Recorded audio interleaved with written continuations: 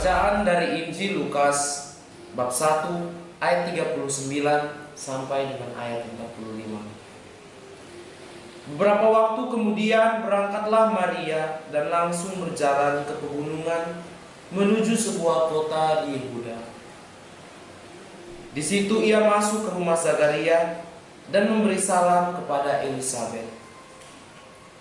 Dan ketika Elisabet mendengar salam Maria, melonjaklah anak yang di dalam rahimnya, dan Elisabet pun penuh dengan Roh Kudus. Lalu berseru dengan suara nyaring, "Diberkatilah engkau di antara wanita, dan diberkatilah buah rahimmu. Siapakah aku ini, sampai ibu Tuhanku datang mengunjungi aku?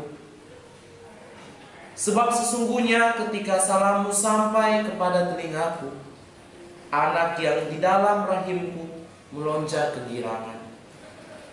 Dan berbahagialah ia yang telah percaya, sebab apa yang dikatakan kepadanya dari Tuhan akan terlaksana." Demikianlah sabda Tuhan. Pace ebene bagimu saudara-saudariku terkasih. Pada hari Minggu pekan keempat Advent ini, kita diterangi dengan bacaan-bacaan suci dalam perayaan Ekaristi. Bacaan hari ini diawali dengan nubuat Nabi Mika tentang kedatangan Mesias. Secara jelas diungkapkan tentang kedatangan Mesias yang terlahir dari keturunan Daud dari kota Bethlehem. Bethlehem sebagai kota kecil akan menjadi besar melalui kehadiran Sang Mesias. Bethlehem menjadi simbol dari orang-orang kecil dan terpinggirkan yang menjadi pilihan Allah. Bukan itu saja, Nabi Mika juga mengungkapkan bahwa kedamaian akan lahir dari kota kecil tersebut. Dalam surat kepada orang Ibrani, penulis dengan jelas mengungkapkan tentang kurban yang hidup. Kurban itu ialah Sang Mesias yang datang ke dunia untuk melaksanakan kehendak Allah. Kurban tersebut adalah kurban yang hidup, yakni diri Sang Mesias. Kurban inilah yang nantinya akan menyelamatkan manusia dari segala dosanya. Bacaan Injil hari ini mengungkapkan bagaimana keadaan Maria setelah malaikat memberi kabar gembira tentang apa yang akan dialaminya. Ketika malaikat memberi kabar gembira kepada Maria, ia juga memberitahu Maria terkait apa yang sedang dialami oleh sepupunya, yakni Elisabet. Ketika mendengar tentang apa yang sedang dialami sepupunya, Maria pun kemudian memutuskan untuk pergi mengunjungi saudarinya untuk berbagi kegembiraan dan rahasianya bahwa ia sedang mengandung. Peristiwa Maria mengunjungi Elisabet mau mengungkapkan bahwa apa yang dinubuatkan kepada Zakaria akan terpenuhi, yakni tentang putranya yang akan dipenuhi dengan Roh Kudus sejak dalam kandungan ibunya. Hal ini karena Maria adalah kenisa Allah.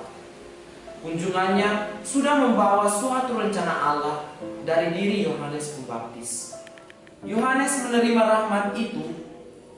Sejak kunjungan tersebut, Maria membagikan rahmat itu kepada Elisabet dan diterima Yohanes yang saat itu berada dalam kandungan.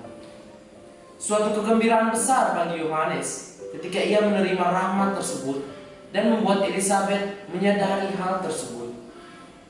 Para saudara-saudariku terkasih, suatu pertanyaan bagi kita, apakah kita sudah membagikan rahmat kepada sesama kita? Kita terkadang malu atau bahkan tidak mau membagikan rahmat kepada orang lain. Padahal rahmat itu kita terima secara cuma-cuma. Banyak alasan yang kita berikan, entah itu karena malu, takut, atau tidak ingin membagikannya kepada orang lain. Hal ini karena kita kurang terbuka. Sikap ketertutupan membuat kita buta, membuat kita tidak mempedulikan sesama kita. Ditambah lagi di situasi pandemi saat ini, alasan untuk berbagi rahmat menjadi banyak. Karena terlalu banyak membuat kita bingung dengan alasan apa yang cocok bagi saya untuk tidak membagikan rahmat yang saya terima kepada orang lain. Bunda Maria sudah menunjukkan kepada kita bagaimana ia berusaha pergi ke rumah Elizabeth saudarinya, walaupun banyak tantangan yang harus ia hadapi.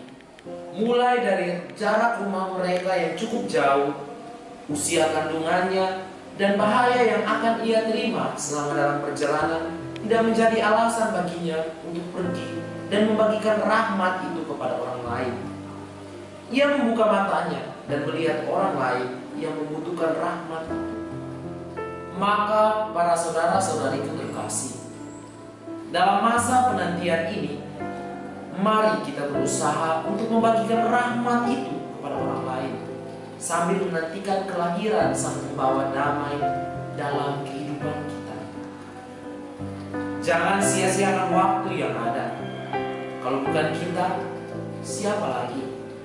Kalau bukan sekarang, kapan lagi?